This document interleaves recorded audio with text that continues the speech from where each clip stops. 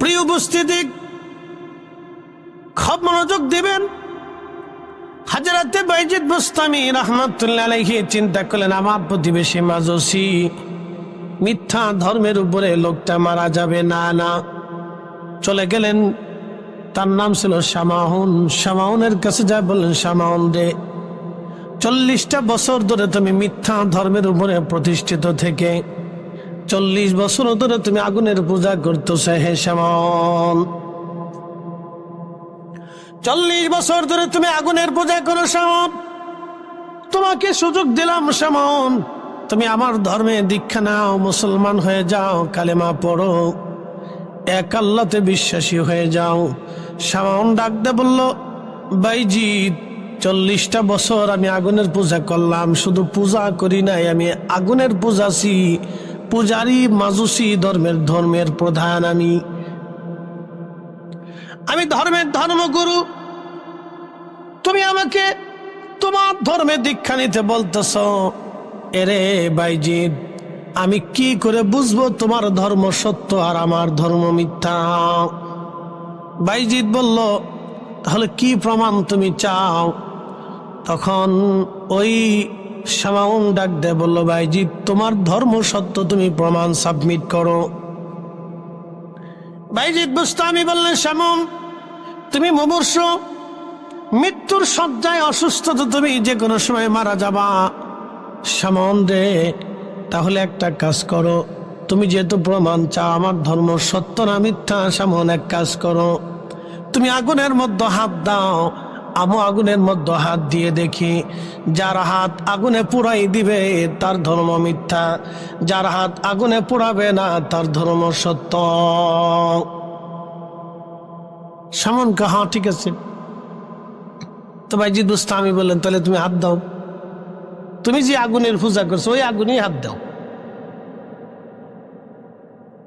তুমি তোমার মন্দিরে যে আগুন জ্বালায় রাখছো, তুমি ওই আগুনের ভিতরে হাত দাও। শামাউন মনে মনে চিন্তা করে, 40 বছর ধরে আগুনের পূজা দিলাম, জিন্দিগিভর পূজা দিল তো আগুন আমার খাতির করতো না, তা আমি যদি আগে হাত দিই তাহলে আমার হাত পুড়ে যাবে না। আগে বাইজিদ হাত দিক, আগুন তার বাইজিদে খাতির করতো না। কিন্তু শামাউন জানে না ওলিদের দৌড় আল্লাহর আরশ পর্যন্ত। কথা বলে ঠিক কিনা? এটা শামাউন জানে না যে আউলিয়া কিরামের দৌড় আল্লাহর আরশ পর্যন্ত, আল্লাহ পর্যন্ত তারা দৌড়ায়। ইয়া রব, রবের সাথে তাদের সরাসরি হট কানেকশন, এটা ও জানে না, এই বিদ্যা তার কাছে নাই। তা শামাউন বলল, বাইজিদ তুমি আগে হাত দাও। তো বাইজিদ বুস্তামি তার সালাকি বুঝছে, তো সালাকি করুক, অলিদের কাছে তার সালাকি চলে না। আল্লাহর ওলি বাইজিদ বুস্তামি রাহিমাহুল্লাহ, সেই দিন তিনি আগুনের মধ্যে বিসমিল্লাহ বলে হাত ঢুকিয়ে দিলেন, আগুন জ্বলে। বাইজিদ বুস্তামির হাত আগুনের মধ্যে, আগুন জ্বলে, কিন্তু হাত জ্বলে না, হাত পড়ে না। দীর্ঘ সময় হাত ধরে রাখলেন বাইজিদ। শামাউন দেখো, হযরত বাইজিদ বুস্তামি রাহিমাহুল্লাহ হাত বের করে নিয়ে আসলেন। শামাউনকে বললেন, শামাউন তুমি আবার আগুনের মধ্যে হাত দাও। বাইজিদ বুস্তামিকে শামাউন বলল, বাইজিদ 40 বছর ধরে আগুনের পূজা করলাম, 40টা বছর ধরে আগুনকে সেজদা দিলাম, ক্ষুধা মনে করে ভাবলাম 40 বছর তাকে ভজলাম, 40 বছর ধরে তার পূজা দিলাম, 40টা বছর ধরে তার ক্ষুধা মনে করলাম। বাইজিদ, জীবনটা আমার মিথ্যা হয়ে গেল। বাইজিদ, আগুনের মধ্যে তুমি হাত দিলা, তোমার হাত আগুনে পড়ল না। বাইজিদ, তাহলে বলো, আমার আর বোঝার বাকি নাই, তোমার ধর্মই সত্য। বাইজিদ, এটা কি করে সম্ভব হলো? বাইজিদ বুস্তামি ডাক দে বলেন, শামাউন তুমি 40 বছর ধরে আগুনকে সেজদা দিয়েছ, আমি একটা মুহূর্তের জন্য কখনো আগুন সেজদা দেই নাই। আমি আগুনের স্রষ্টা আমার রব, আমার আল্লাহকে সেজদা দিয়েছি। আমি আমার এক মাবুদের সামনে মাথা নত করেছি, আমি ওই মালিকের হুকুম মেনে চলেছি। শামাউন 40 বছর ধরে আমি ওই মালিকের ইবাদত করি, যার কারণে আগুন আল্লাহ আমার নিয়ন্ত্রণের মধ্য দিয়ে দিলেন। হে শামন, তুমি যদি আল্লাহকে খুশি করতে পারো, এই আগুন তোমার জন্য আল্লাহ সহনশীল বানিয়ে দেবে। বাইজিদ বোস্তামি কি শামন বলল, শামন বলল, বাইজিদ আর দেরি করো না, মরণের আগে তোমার ওই কালেমা ধর্ম দীক্ষা দিয়ে দাও, লা ইলাহা ইল্লাল্লাহু মুহাম্মাদুর রাসূলুল্লাহ সাল্লাল্লাহু আলাইহি ওয়াসাল্লাম। বাইজিদ বোস্তামি চ্যালেঞ্জে জিতে গেলেন। ইব্রাহিম আলাইহিস সালাম চ্যালেঞ্জ দিলেন, আগুনে ফেলে দিলে আগুন জ্বলতে লাগলো। শুধু ইব্রাহিম আলাইহিস সালাম না, সাহাবীদের জমানাতে এক আশ্চর্য ঘটনা ঘটল ইয়ামানে। সেই দিন যদি আবু মুসলিম আল খাওলামি ইয়ামানে আগুনে পুড়ে যায়, তাহলে ইয়ামানে আজ মুসলমান হয় না। সেই দিন যদি বাইজিদ বোস্তামি হাত আগুনে পুড়ে যায়, তাহলে ইরানের আর যে দশা হয় না। আজকে যদি শাহজালাল ইয়ামানি মুজাদ্দিদি জাই নামাজ দিয়ে সুরমা নদী পার না হতে পারে, তাহলে আজকের কালেমা সাত বাঙালি নসিব হয় না। খাজা বাবা আজমিরি রাহিমাহুল্লাহ যদি পানিপথ থেকে ধুলি পানিপথে নিক্ষেপ করতে না পারতেন আজমির থেকে, তাহলে আজ মুসলমান ভারতে হয় না। মুজাদ্দিদ আল ফিসানি সেরহিন্দি ফারুকি রাহিমাহুল্লাহ যদি সিংহের খাসার ভিতরে নামাজ সেই দিন পড়তে না পারতেন, তাহলে দ্বীন ইলাহি প্রতিষ্ঠিত হয়ে ইসলাম ধ্বংস হয়ে যেত, আজ ইসলাম খুঁজে পাওয়া যেত না। যুগে যুগে যুগে যুগে এরকম ঘটনা ঘটছে।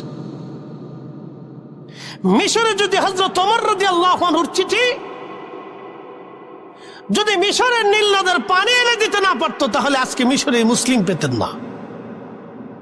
সারা জীবনে মিশরীরা কুমারী নারী নীল নদের পারে জবাই করত। আমাদের ধর্ম বহুবার চ্যালেঞ্জের সম্মুখীন হয়েছে, আর এই বহু চ্যালেঞ্জ আউলিয়া কেরামের মাধ্যম দিয়ে আল্লাহ রাব্বুল আলামিন উত্তীর্ণ করেছে। কঠিন কঠিন চ্যালেঞ্জের সম্মুখীন ইসলাম হয়েছে, যে চ্যালেঞ্জ থেকে আমাদের এই গতানুগতিক বিদ্যা তাদেরকে বের করে আনা সম্ভব ছিল না, কখনোই সম্ভব ছিল না আউলিয়া কেরামের আধ্যাত্মিক ক্ষমতা ব্যতীত। প্রিয় উপস্থিতি, আবু মুসলিম আল খাওলামি রাহিমাহুল্লাহ ইয়ামানের ভণ্ড নবীর লোকেরা আবু মুসলিমকে ধরে নিয়ে গেল। হযরত আবু বকর সিদ্দিক তখন ইয়ামান দেশে কোনো সেনা পাঠাইতে পারেন নাই। মুসলিম সেনারা পৃথিবীর অন্য অন্য দেশে ভণ্ড নবী নিবৃত করার চেষ্টা করতেছিলেন। আবু মুসলিম আল খাওলামি রাহিমাহুল্লাহ ইয়ামানে একা একা কালেমার দাওয়াত দেন। ভণ্ড নবীর লোকরা প্রচুর পরিমাণে তাকে ধরে নিয়ে গেল। তারা আগুন জ্বালে আবু মুসলিমকে আগুনের মধ্যে পোড়াবে। আবু মুসলিম চ্যালেঞ্জ দিলেন, হে ভণ্ড নবীর লোকেরা, তোমরা যদি আমাকে আগুনের মধ্যে পোড়াইতে পারো, তাহলে আমার নবীর ধর্ম মিথ্যা, আর যদি আগুন আমাকে না পোড়ায়, তাহলে আমার রসুলেরটা সত্য, তোমাদেরটা মিথ্যা। একসাথে বলেন আল্লাহু আকবার। না না হয় না, আওয়াজ তুলে জোরে বলেন। তারা আগুনে ঝাঁপ দিতে পারছে, আর আপনি আল্লাহু আকবার বলতে পারবেন না। একসাথে বলেন আল্লাহু আকবার। তারা আগুনে ঝাঁপিয়ে পড়েছে মৃত্যুকে সামনে নিয়ে, সত্যকে প্রতিষ্ঠিত করার জন্য। তারা আগুনে ঝাঁপিয়ে পড়েছে হককে প্রতিষ্ঠিত করার জন্য। আবু মুসলিম বলেন, এই কাফেরের দল, তোরা আমাকে আগুনে ফেলে দে, যদি আমার ধর্ম মিথ্যা হয় তা আগুন আমাকে পুড়িয়ে দিবে। যদি আমার রাসূল আখিরি নবী হয়, তাহলে আমার আগুন, এই আগুন আমাকে পোড়াবে না, তোদেরটা মিথ্যা। ওরা হাত পা বেঁধে হযরত আবু মুসলিম আল খাওলামিকে আগুনের মধ্যে ছেড়ে দিল। লক্ষ লক্ষ মানুষ এই দৃশ্যের সাক্ষী। আগুন জ্বলে, কিন্তু আবু মুসলিম জ্বলে না। একসাথে বলি আল্লাহু আকবার। আচ্ছা বলেন, আগুন যখন জ্বলে তখন আগুনের ভিতরে কি অক্সিজেন থাকে? আপনি একটু বিজ্ঞান দিয়ে ব্যাখ্যা করেন, আগুনের ভিতরে কোনো অক্সিজেন? তাহলে আবু মুসলিম আল খাওলামি ঘন্টার পর ঘন্টা আগুনের মধ্যে অক্সিজেন ছাড়া কিভাবে বেঁচে রইলেন? আল্লাহু আকবার। এই জন্য আউলিয়া কেরামের কিছু কারামত আছে যেগুলি শরীয়ত দিয়ে বিজ্ঞান দিয়ে ব্যাখ্যা করা যায় না, এগুলি বিজ্ঞানের ব্যাখ্যায় আসে না। এত ক্ষমতা হাজিরিন, খুবই মনোযোগের সাথে শোনেন। হযরত আবু মুসলিম আল খাওলামি আগুনের মধ্যে আগুন জ্বলে, কিন্তু তিনি পড়ে না। মদিনায় সংবাদ চলে আসলো আবু মুসলিম আগুনে পড়ে নাই। ইয়ামানের ভণ্ড নবী নিপাত গেল। সমস্ত মানুষ দোহরায় কালেমা পড়ল, হায় হায়, আমরা একটা মিথ্যার মধ্যে চলে গিয়েছিলাম, আল্লাহ আমরা হেফাজত করেছে। সেই দিন হাজার হাজার মানুষ তওবা করে ফিরে চলে আসলো। সেই দিন যদি আবু মুসলিম আল খাওলামি আগুনের মধ্যে পুড়ে যাইতেন, তাহলে আজ হয়তো ইসলাম আমরা ইয়ামানে এমন হতো না। মুসলমান, ইয়ামানের ইসলাম হয়তো ভিন্ন দিকেও চলে যেতে পারত, কিন্তু আমার রব, আমার আল্লাহ তাদেরকে হেফাজত করেছিলেন। আবু মুসলিম মদিনায় আসলেন, হযরত ওমর থেকে জড়িয়ে ধরে হালান সাহালান দিয়ে চুমা খেতে লাগলেন আর বললেন, আবু মুসলিম এই উম্মতের ইব্রাহিমের মতো, এই উম্মতের ইব্রাহিম, আবু মুসলিম এই উম্মতের ইব্রাহিম। হ্যাঁ, সিলেটবাসী খুব মনোযোগ দেবেন।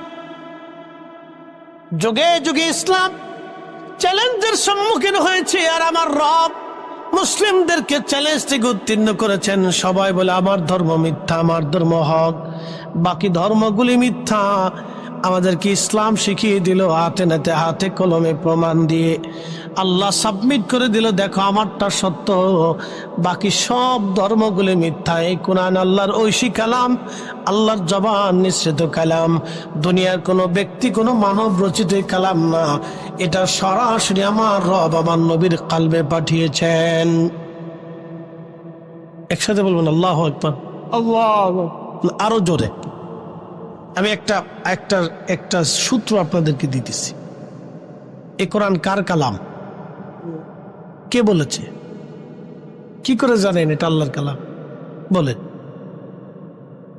এই যে একজন উত্তর দিছে, আল্লাহ রসুল বলছেন এটা আল্লাহর কালাম, এই জন্য আমরা জানি এটা আল্লাহর কালাম। সূত্র সহজ, একেবারে পানির মতো পরিষ্কার। আপনি কি করে জানেন এটা আল্লাহর কালাম? প্রমাণ দেন। আপনি কি করে জানেন এটা আল্লাহর কালাম? আপনি প্রমাণ দেন। আমাদের প্রমাণ, আমাদের রাসূল বলেছেন আলিফ লাম মিম আল্লাহর কালাম, আমরা বিশ্বাস করছি আল্লাহর কালাম। কথা ঠিক কিনা? আমার রাসূল বলেছেন যালিকাল কিতাবু লা রাইবা ফীহি হুদাল লিল মুত্তাকিন, এটা আল্লাহর কালাম। সাহাবায়ে কেরাম বলেছেন লা শাক্কা লা রাইবা, এটা আল্লাহর কালাম। আমার রাসূল বলেছেন বুনিয়াল ইসলাম আলা খামসিন শাহাদাতি আল্লাহ ইলাহা ইল্লাল্লাহ ওয়া আশহাদু আন্না মুহাম্মাদান আবদুহু ওয়া রাসূলুহু ওয়া ইকামিস সালাহ ওয়া ইতাইজ যাকাত ওয়াল হজ্জ ওয়া সাওমি রমাদান, এটা আমি রাসূলের কালাম।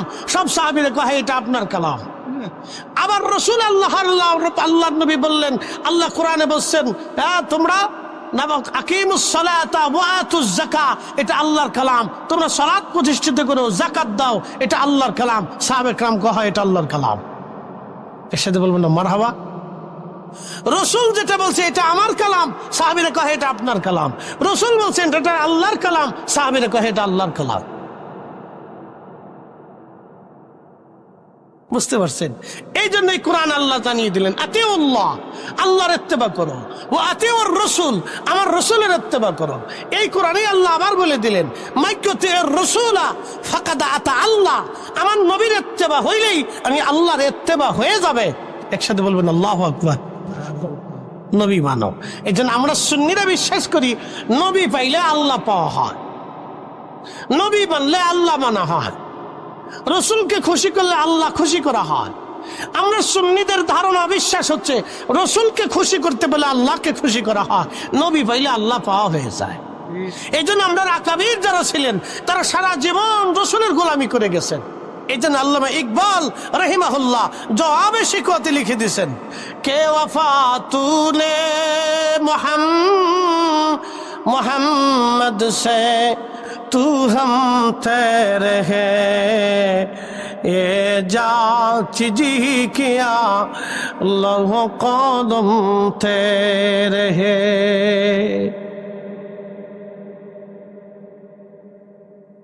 জিজ্ঞেস যদি করি যে আল্লাহর কালাম আপনি বুঝলেন কেন, কি করে জানলেন? সাহাবীরা কি করে জানলেন যেটা আল্লাহর কালাম? সাহাবীরা জানছে যে রাসূল বলছেন এটা কালাম, এটা কালাম। নবী আবার হাদিস বলছেন যে এটা আমি বলছি, সাহাবীরা কয় এটা আপনি বলছেন। আবার রাসূল বলছেন যে এটা আল্লাহ বলছেন, সাহাবীরা কয় এটা আল্লাহ বলছেন। একসাথে বলবেন আল্লাহু আকবার। আরো জোরে বলেন। তাহলে সাহাবীদের পরিপূর্ণ বিশ্বাস ছিল রাসূলের উপরে। কথা ঠিক আছে কিনা? রাসূল দিয়ে তারা আল্লাহকে বিশ্বাস করছে যে আল্লাহ আছে। এর আগে পৃথিবীতে ওই সময়ে কেউ জানতো না যে আল্লাহ আছে। ওই সময় কেউ জানতো না যে আল্লাহ আছে। খ্রিস্টান জানতো আল্লাহ আছে, কিন্তু আল্লাহ ছেলে আছে, আল্লাহর বউ আছে। এরপরে আল্লাহর নবী এসে বললেন, না, আল্লাহ এক, কুল হুয়াল্লাহু আহাদ, বলো আল্লাহ এক। একসাথে বলেন আল্লাহু আকবার। আল্লাহুস সামাদ, বলে দাও আল্লাহর কোনো মুখাপেক্ষ কিনা। লাম ইয়ালিদ ওয়া লাম ইউলাদ, তিনি জন্ম নেন না, জন্ম দেন না। খ্রিস্টানদের উত্তর, ইহুদিদের উত্তর আল্লাহ দিয়ে দিলেন। হাবিব মুহাম্মদকে বলিয়ে দেন। ইহুদি খ্রিস্টানরা বলে আল্লাহ আছে, কিন্তু আল্লাহর বেটা আছে, পুত্র আছে, সন্তান আছে, বউ আছে, আল্লাহর ফুলাপান আছে, বাচ্চা কাচ্চা আছে। আপনি নবী বলে দেন আল্লাহর কোনো বাচ্চা কাচ্চা নেই, বাবা মা নেই, জন্ম নেয় না, জন্ম দেয় না। আল্লাহ কারো মুখাপেক্ষ কিনা। আল্লাহর সন্তানের দরকার নেই, স্ত্রীর দরকার নেই। আল্লাহর কাম, ক্রোধ, লোভ, মোহ, হিংসা, কামনা, বাসনা সব নেগেটিভ থেকে আল্লাহ মুক্ত। সব পাপ, পঙ্কিলতা, পোষা গান্দা, আন্দা পোশাক থেকে আল্লাহ মুক্ত। আল্লাহ পুত পবিত্র, আল্লাহ সুবহানাহু ওয়া তাআলা, আল্লাহ সুবহান, আল্লাহ পাক, আল্লাহ পাক, আল্লাহ পাক। একসাথে বলেন আল্লাহু আকবার। আল্লাহ শুরু নাই, শেষ নাই, দৈর্ঘ্য নাই, প্রস্থ নাই, ব্যাস নাই, ব্যাসার্ধ নাই, ওজন নাই, জায়গা নাই, দখল নাই, কিচ্ছু নেই। আল্লাহর অতীত নেই, বর্তমান, ভবিষ্যৎ কিছু নেই। কাল থেকে, আধার থেকে, আলো থেকে, সব কিছু থেকে আল্লাহ মুক্ত। উনি আল্লাহ। এই কথাগুলো আমরা বলিনি, আল্লাহ রসুল শিখেছে, আমরা বলতেছি। কোথায় পাইতেন? রসুল বলে দিয়ে গেছেন, তাই আমরা পাইছি। নবী না বললে আমরা পেতাম না। এই জন্য আল্লাহ বলছেন, হাবিব উম্মতকে বলেন আপনাকে মানলে আমি আল্লাহ মানা হবে। একসাথে বলবেন আল্লাহু আকবার। এই জন্য ওই রসুলের শানকে কেউ যদি ছোট করে, তাহলে বুঝবেন তার আখিরাত ধ্বংস, তার কিচ্ছু নেই। ওই নবীর শানকে কেউ যদি ছোট করে, তাহলে বুঝবেন তার আখিরাত ধ্বংস, তার আর কিচ্ছু নেই, শেষ। সে আন্দা গান্দা পাসা, তার জীবনে কিছু নেই। আপনাকে সহজ ভাষায় সাবলীল ভাবে যুক্তি তর্ক দিয়ে বোঝাইলাম। প্রিয় উপস্থিতি হাজিরিন, রব্বুল আলামিন আমাদেরকে সৃষ্টি করলেন। আল্লাহ সৃষ্টির নিপুণ বৈচিত্র্যময় বিষয়গুলি যদি আপনি লক্ষ্য করেন, আরো আশ্চর্য হবেন। আল্লাহ নবী বললেন, হ্যাঁ আমার উম্মত তোমরা শোনো, মায়ের রেহেমে যখন আল্লাহ রব্বুল আলামিন 7 জনের নিরাপদাধারে পানিটাকে জমা করেন, পৃথিবীর বহু নারী মা হতে চাইলেও মা হতে পারে না, কারণ আমার আল্লাহ তাকে মা হতে দেয় না। বহু নারী কোটি কোটি টাকার মালিক, বহু চিকিৎসা, পৃথিবীর সবচেয়ে বড় বড় ডক্টর দেখিয়েছে, কিন্তু কাজ হয় না। পৃথিবীর কোন ডক্টর সন্তান দিতে পারে না। সন্তান দেওয়ার মালিক আমার আল্লাহ, আল্লাহ, আল্লাহ, আল্লাহ, আল্লাহ। একসাথে জোরে বলেন মারহাবা। কে দেয়? একসাথে বলেন, কে দেয়? কে দেয়? আল্লাহ দিয়ে দেয়, আমরা পারি না।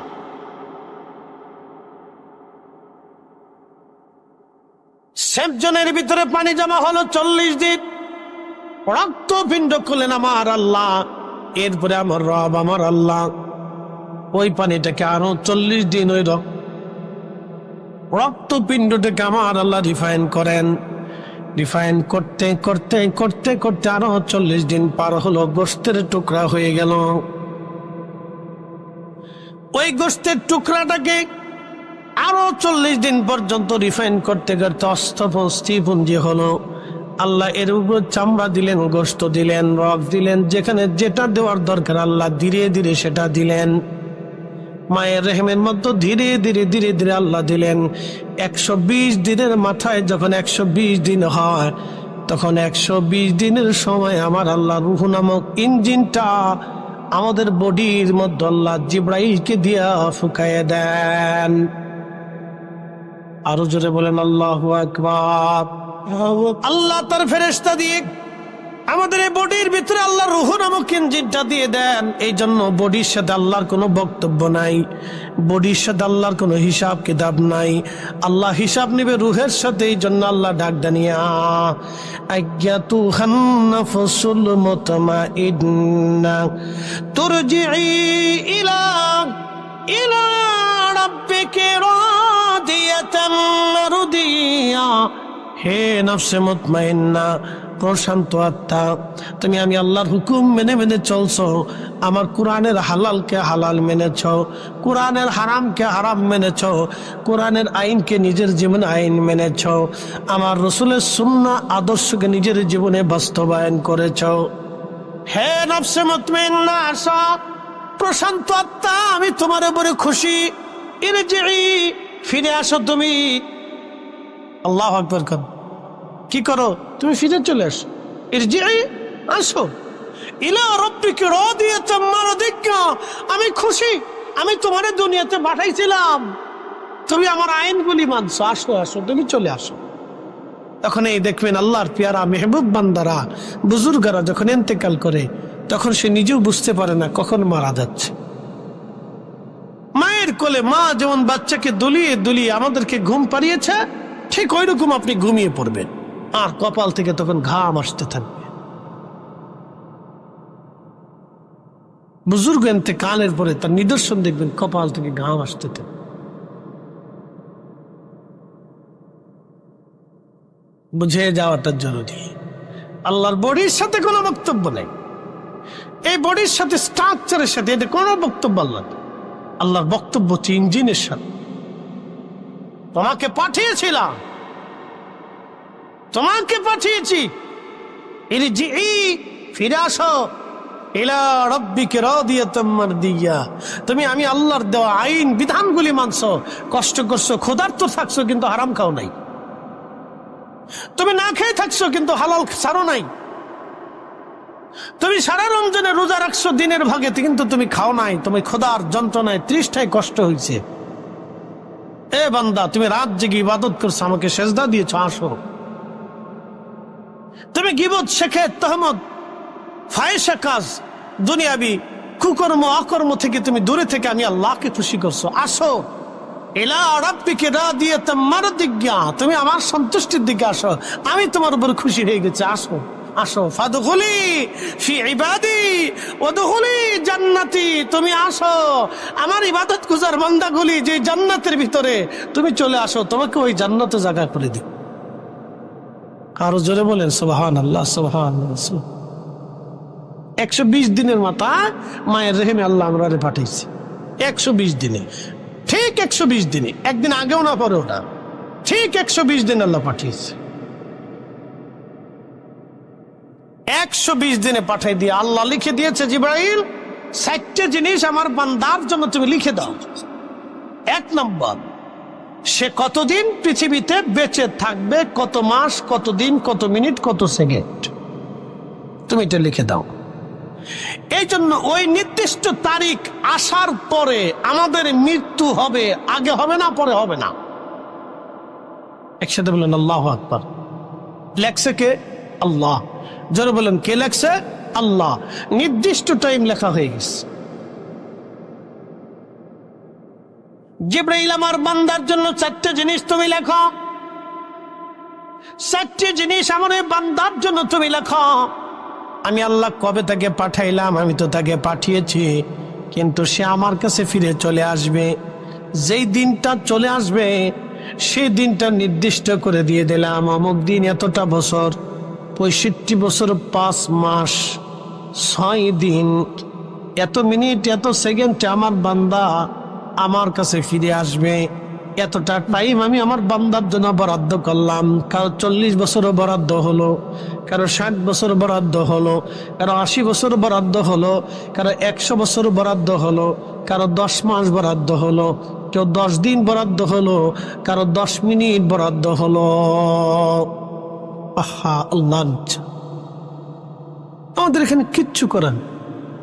সন্তান পৃথিবীতে আসে 10 মিনিট পরে মরে যায়, আল্লাহ তার জন্য ওই 10টা মিনিট বরাদ্দ, আমার বান্দার জন্য 10টা মিনিট বরাদ্দ করে দাও। আমরা এখানে অসহায়, পৃথিবীর সব অসহায়। মার্কিন president, Russian president, Chinese president, পৃথিবীর বড় গোয়েন্দা সংস্থা, বিরাট বড় সেনাপ্রধান, ফিল্ড মার্শাল, পারমাণবিক বিজ্ঞানী, চিকিৎসা বিজ্ঞানী, অর্থনীতিবিদ, রসায়নবিদ, পদার্থবিদ, মহাকাশ বিজ্ঞানী, পৃথিবীর সব জ্ঞান বিজ্ঞান এখানে মুক্ত উপরে পড়ে আছে। কিচ্ছু করার নাই। আমরা আল্লাহর কাছে অসহায়, আল্লাহর কাছে আমরা অসহায়, আমরা আল্লাহর কাছে কিচ্ছু করার নেই আমাদের, কারো কিছু করার নেই। আল্লাহ 10 দিন 10 দিন, 11 দিন 11 দিন, 10 মাস 10 মাস, 10 বছর 10 বছর, 100 বছর 100 বছর, আল্লাহর বরাদ্দ, কিচ্ছু করার। আমরা আল্লাহর কাছে অসহায়। আমরা মাঝে মধ্যে দুনিয়াতে নিজেকে অনেক বড়ত্ব, অনেক কিছু সেই কিছু মনে করি। শয়তান আমাদেরকে ধোঁকা দিয়ে দিয়ে দিয়ে দিয়ে ওদিকে নিয়ে চলে যায়। আমাদের কিচ্ছু নাই, সব ওনার নিয়ন্ত্রণে। কি আল্লাহর সৃষ্টির বিচিত্র! আল্লাহর আপনি লক্ষ্য করলে চিন্তা এগুলো ফিকির করতে হয়, চিন্তা করতে হয়। এগুলি মাঝে মধ্যে আমাদের চিন্তা করা উচিত। আমরা মানুষ হিসেবে আল্লাহ আমাদের পাঠাইছি, কি জন্য পাঠাই, কেন পাঠাইলো, কেন আসলাম, আমরা কেন মানুষ হলাম? আল্লাহ ভিন্ন কোনো জাতি করে পাঠাইতে পারতে, আমরা আল্লাহ মানুষ করে বানাইছেন। কেন পাঠাইছেন? এই নফসের সাথে আল্লাহর কথা হবে, রুহের সাথে আল্লাহর কথা, বুড়ির সাথে আল্লাহর কোনো বক্তব্য নাই। আল্লাহ বলবে, তোকে পাঠিয়েছিলাম, কি করেছিস বল, তুই কি করেছিস? তোকে তো পাঠিয়েছিলাম আমি আদর করে, সৃষ্টি করে বানিয়ে পাঠিয়েছি দুনিয়াতে, তোকে আদর করে যত্ন করে রাখছি। আমার জন্য কি পাঠিয়েছিস? আর তোর নিজের জন্য কি নিয়ে আসছিস বল বান্দা? সাম্মা তুরাদ্দুনা ইলা আলিমিল গায়ব, ফিরে যাব আল্লাহর কাছে। ফায়ুনাব্বিউকুম বিমা কুনতুম তা'মালুন, আমাদেরকে আল্লাহ দেখান কি করেছ, নামাজ, রোজা, জিকির, ফিকির, হজ, হালাল, হারাম, কি করেছো তুমি? আল্লাহ সব সেই দিন পুঙ্খানুপুঙ্খরূপে আমলনামা একটার পর একটার পর একটার পর একটার পর আল্লাহ দেখাই দেবে, দেখো তুমি এটা এটা এটা করছো।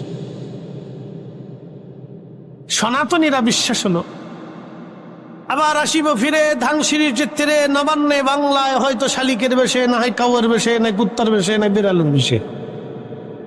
তাদের বিশ্বাস যে আমরা আবার ভগবান আমাদেরকে পৃথিবীতে পাঠাবে, কিন্তু আমাদের বিশ্বাসে আর ফিরে আসার কোন সুযোগ।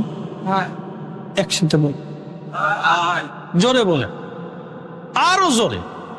যদি সুযোগ থাকতো তাহলে আমাদের রসুলের চাইতে মর্যাদাওয়ালা কেউ নাই। কথা ঠিক আছে না ভাই? যদি সুযোগ থাকতো তাহলে আমাদের রসুলের মতো পৃথিবীতে সুপ্রিম পাওয়ার আর কারো নাই। পৃথিবীতে যদি আল্লাহ কাউকে সর্বোচ্চ সুপ্রিম পাওয়ার দিয়ে থাকে, তিনি আমাদের রসুল। কথা ঠিক আছে না? যার ইশারা আকাশের চাঁদ দ্বিখণ্ডিত করে দেখিয়েছে আল্লাহ,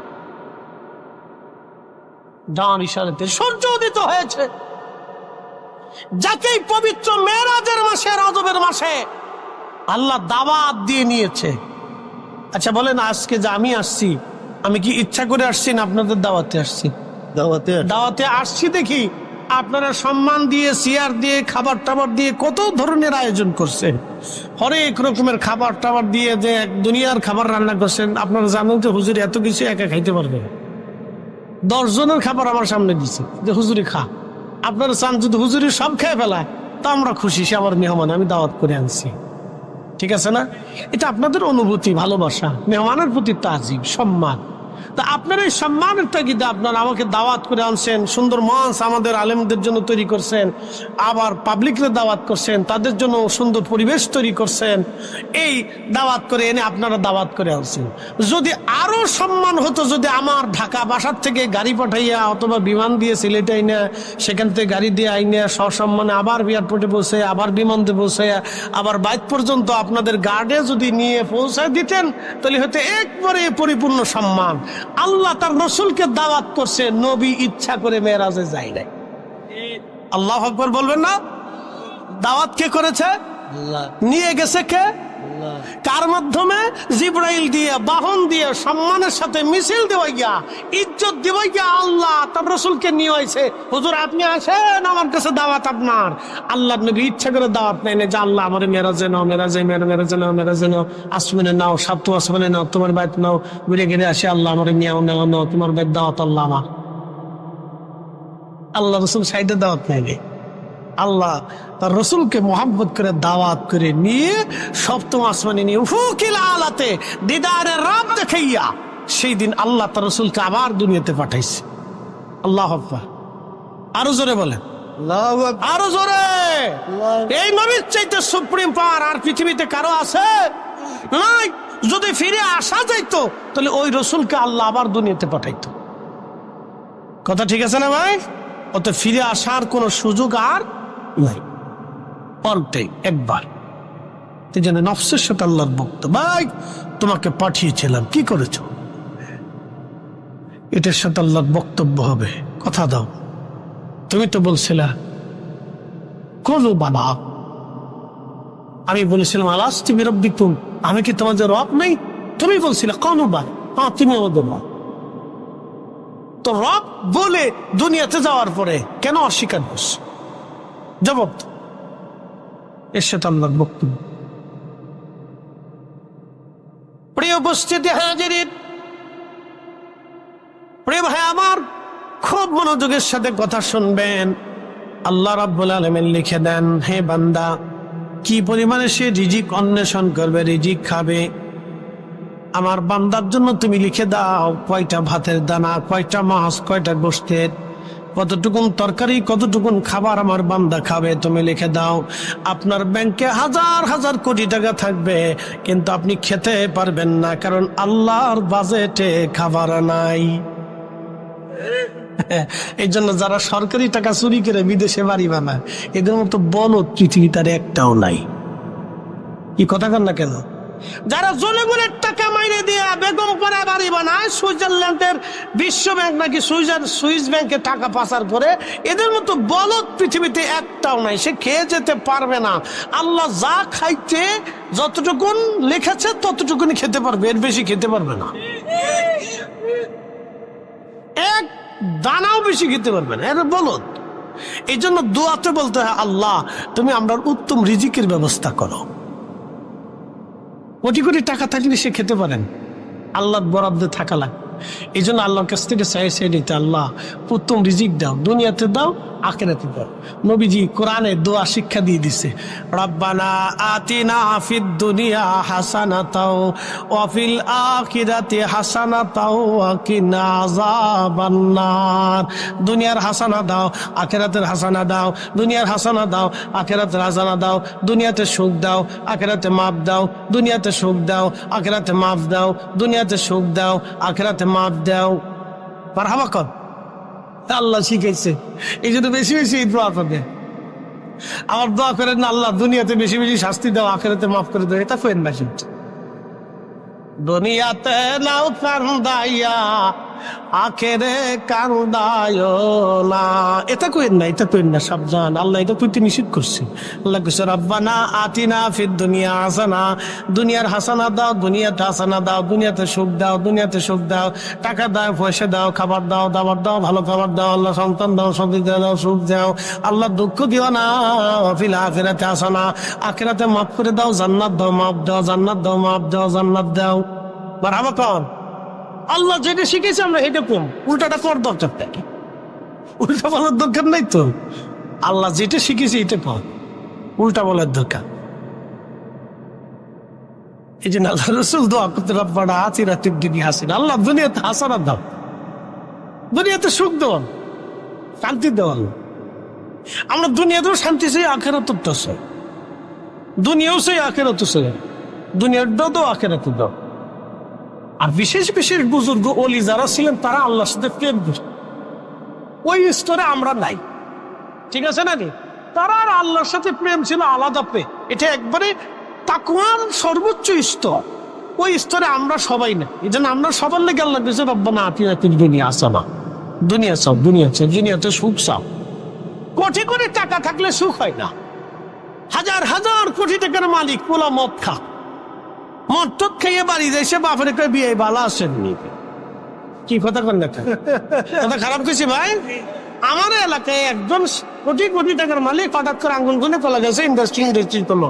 আম ফুলাই ফিটায়, মেয়ে ফিটায়, বউ ফিটায়, ফুলাই ফিটায়, মেয়ে ফিটায়, বউ ফিটায়, ফিটানি চোটে শেষ পর্যন্ত পোলাপাত ধুয়ে নিজে নিজে একা একা এখন বাসা নিয়ে বোমা, শান্তি নেই। তাহলে এই সুখের লাভ হলো কি? এই টাকার অর্থ কি হলো? ওর সেটা আমরাই ভালো আছি, সাধারণ মধ্যবিত্ত যাহা আছি, আল্লাহ যা আছে, বাচ্চা কাচ্চা, সন্তান আদি নাতিপুত্র নিয়ে আমরা একসাথে খাইতে দিতে ঘুমায় সুখ শান্তিতে চলে যেতেছি, আলহামদুলিল্লাহ। জোরে বলেন আলহামদুলিল্লাহ। সুখ কার হাতে? আল্লাহর হাতে। আল্লাহ বলে দেয়, বান্দা জিবরাইল তুমি আমার এই বান্দার জন্য লিখে দাও সে কি পরিমাণে ইজ্জতওয়ালা হবে। 3 নম্বর। 4র্থ নম্বর, লিখে দাও সে জান্নাতে নাকি জাহান্নামে। এই দৃশ্যটা তো সবচেয়ে কঠিন। আল্লাহ রাসূল বলতেন, এ আমার উম্মতের জন্য দোয়া করো, রব্বানা লা তুজিগ কুলুবানা বা'দা ইয হাদাইতানা ওয়া হাব লানা মিন লাদুনকা রাহমাতান ইন্নাকা আনতাল ওয়াহ্হাব। আল্লাহ আমরারে তুমি হেদায়েতের রাস্তা দেখাইয়া গোমরা বানাই দিও না আল্লাহ। আল্লাহ আমরারে ঈমান দিছো, এই ঈমানের হালতে নিয়ে যাও আল্লাহ। আমরারে তোমরা ইয়াকিন দিছো, ইয়াকিনের হালতে নিয়ে যাও আল্লাহ। কত মানুষ আছে মুসলমান হওয়ার পরে কাফের হয়ে যায়, কতজন আমল আখলাক সুন্দর থাকার পরে শেষ জীবনে বেঈমান হয়ে কবরে চলে যায়। আল্লাহ তোমরা আমরা তুমি ঈমান বানাই দিও আল্লাহ। ربنا لا تزغ قلوبنا بعد إذ هديتنا وهب لنا من لدنك رحمة إنك أنت الوهاب।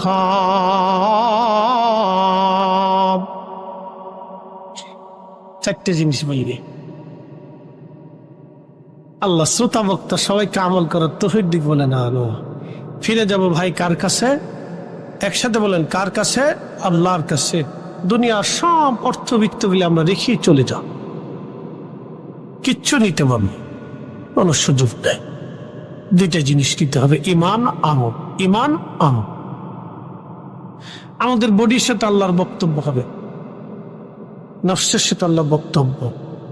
তোমাকে কেন পাঠিয়েছিলাম, তুমি কি করেছ, শেষ জমা তো হিসাব দাও।